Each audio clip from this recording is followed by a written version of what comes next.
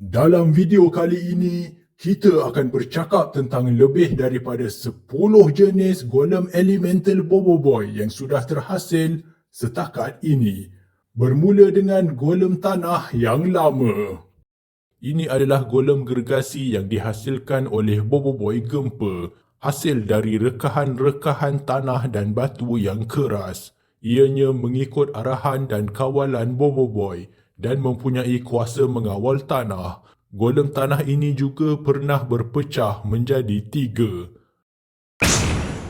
Seterusnya adalah golem naga tanah.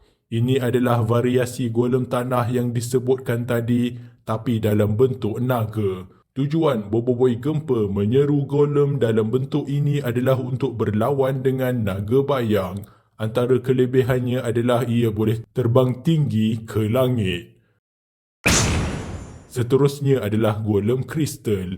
Ini juga merupakan variasi golem tanah yang diseru Boboiboy Gempa sewaktu Boboiboy berada di atas pulau yang dipenuhi kristal.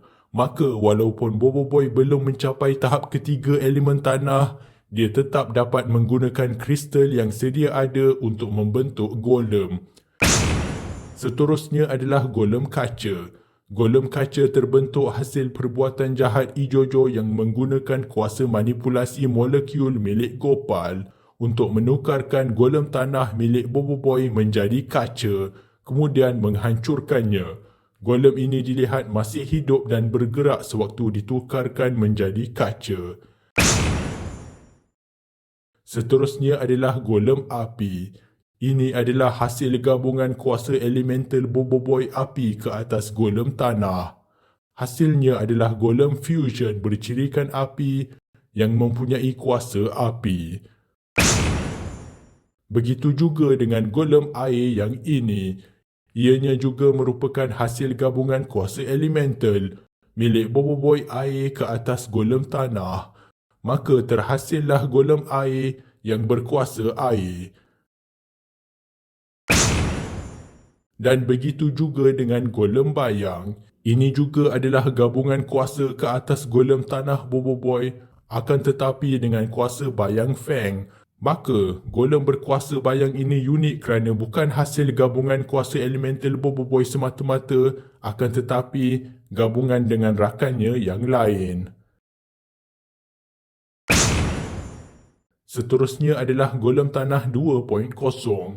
Boboibot adalah robot yang mempunyai kuasa elemental dan boleh bertukar menjadi Boboibot Gempa dan menyeru golem tanahnya sendiri yang digelar golem tanah 2.0. Golem ini juga rupanya seperti robot dengan rangka yang diperbuat daripada besi. Seterusnya adalah golem tanah Boboiboy yang baru. Ini merupakan upgrade daripada golem tanah lama ciptaan Boboiboy Gempa lama sewaktu dia kecil dahulu. Kini Boboiboy yang remaja menghasilkan golem tanah baru yang lebih gelap warnanya dengan desain yang lebih cantik dan rata. Seterusnya adalah golem ais atau nama lainnya Gargantua Ice. Golem ini diseru oleh Boboiboy Glacier yang merupakan fusion Boboiboy Gempa dengan Boboiboy Ice. Maka terhasillah golem yang berkuasa ais yang dilihat boleh menukarkan keseluruhan badannya menjadi benteng ais yang kukuh. Seterusnya adalah golem gentar atau nama lainnya Mecha Gentar.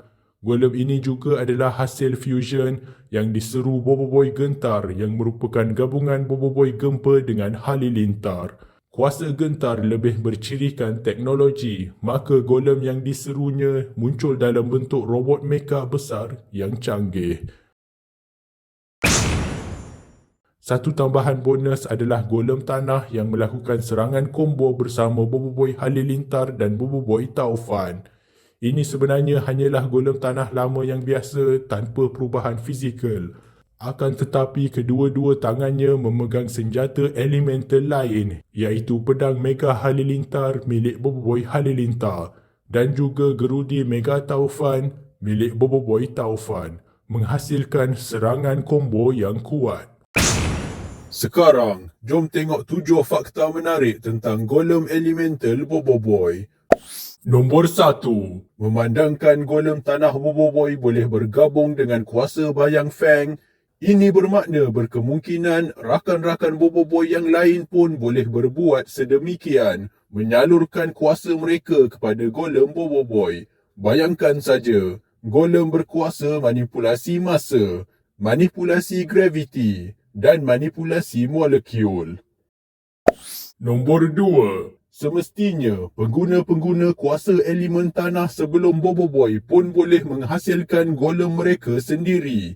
Maka sebelum ini, sepatutnya Hangkasa boleh saja menyeru keluar golem kristal.